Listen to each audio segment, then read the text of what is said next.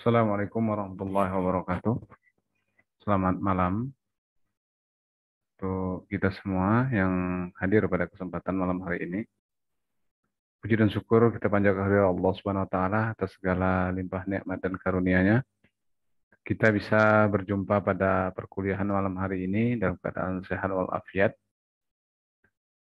Baiklah, kita akan melanjutkan pembahasan kita mengenai power factor correction atau koreksi faktor daya.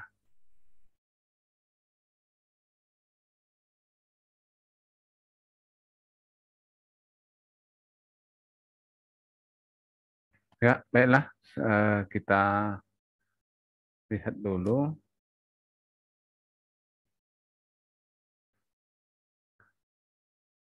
pengertian dasarnya. Jadi kalau kita mau memahami mengenai sesuatu, tentunya kita harus awali dulu dengan judul ataupun tema dari suatu permasalahan. Jadi power factor, tentunya kita pernah mendengar ya, power factor atau faktor daya. Misalnya suatu lampu faktor dayanya berapa, atau katakanlah sebuah motor faktor dayanya berapa, mesin cuci faktor dayanya berapa. Tentunya kita sudah pernah mendengar mungkin, tapi kita belum tahu persis apa pengertiannya. Yang pertama, pertanyaan pertama yang muncul, what is power factor? Atau apa itu faktor daya? Yang kedua, what cause low power factor? Apa yang menyebabkan faktor daya rendah? Tentunya setelah kita tahu apa pengertian power factor itu. Kemudian, why should I improve my power factor? Bagaimana saya memperbaiki power factor atau faktor daya? Berikutnya adalah, how do I correct improve my power factor? Kemudian kelima, how long will it take my investment in power factor correction to pay for itself? Jadi kalau kita memperbaiki faktor daya, apa gunanya dan berapa harus kita tambahkan lagi biaya untuk perbaikan itu. Kemudian what is the next step? Apa yang harus dilakukan berikutnya? Mulai dari pertanyaan pertama, what is power factor? Apa power factor itu? Jadi untuk memahami itu, kita harus tahu dulu untuk memahami apa itu power factor atau faktor daya. Yang pertama,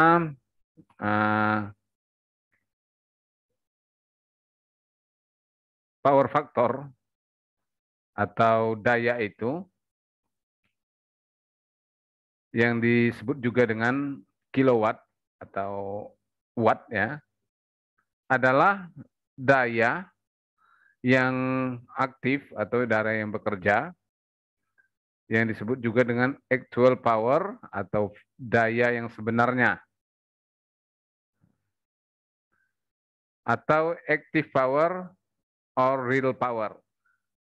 Jadi kalau watt atau kilowatt itu dia adalah daya yang sebenarnya yang kita butuhkan, atau daya aktif ataupun daya nyata. Jadi watt itu adalah daya yang sebenarnya yang dibutuhkan oleh suatu peralatan untuk bekerja.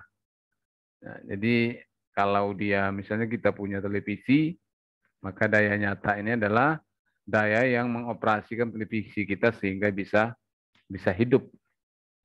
Kemudian KVAR atau kifar adalah reactive power atau daya reaktif. Kifar ini adalah daya yang ada pada peralatan yang bersifat magnetik atau magnetic equipment. Seperti belitan transformator, kemudian belitan motor, dan belitan pada relay misalnya, yang digunakannya untuk menghasilkan atau memproduksi flux magnet. Jadi bentuknya adalah menjadi flux magnet.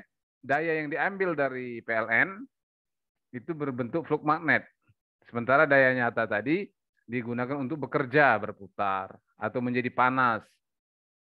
Itulah yang kita butuhkan. Untuk magnet kita nggak perlu sebenarnya. Yang ketiga KVA atau apparent power,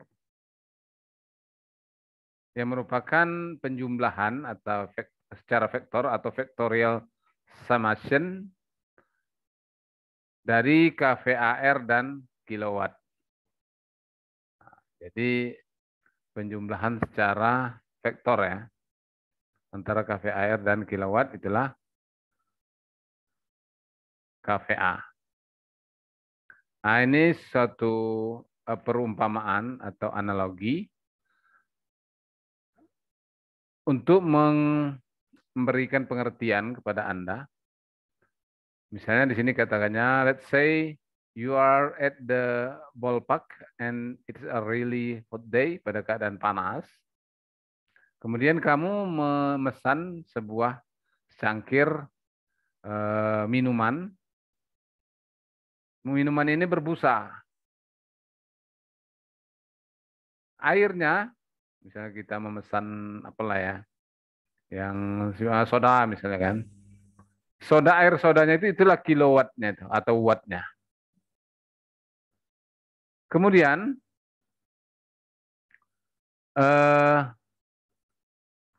busanya itu adalah kVAR-nya.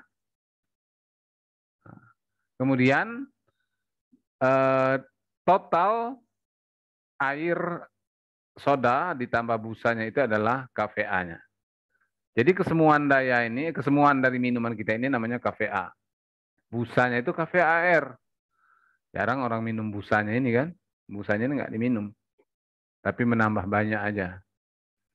Kemudian yang airnya yang kita butuhkan betul-betul adalah kilowatt atau wattnya, daya aktifnya.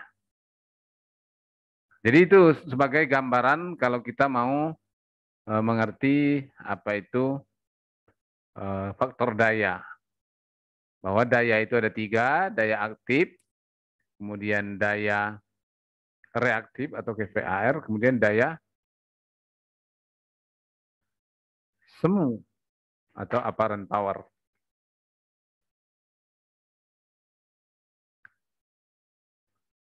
Jadi power factor adalah perbandingan antara daya aktif dibagi dengan daya semu tadi.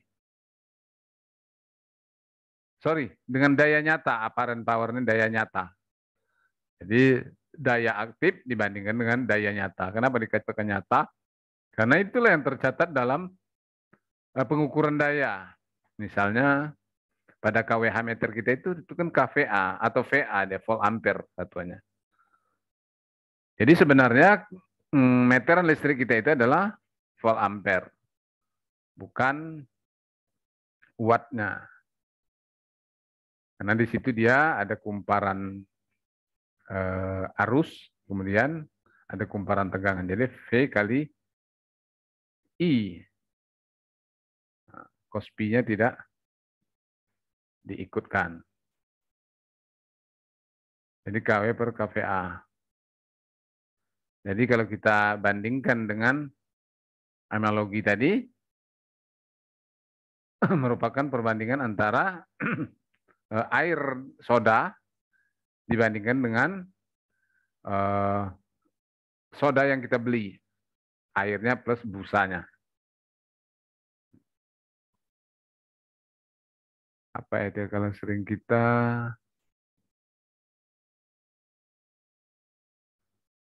membeli yang contohnya inilah, kita beli misalnya pop es gitu kan. Airnya ada, tambah esnya lagi yang banyak. Padahal kita nggak butuh sih batu esnya itu. Nggak butuh. Ya kan nggak akan kita makan itu batu esnya. Yang kita butuhkan airnya. Tapi ketika kita beli satu cangkir itu udah plus batu esnya itu. Gitu maksudnya.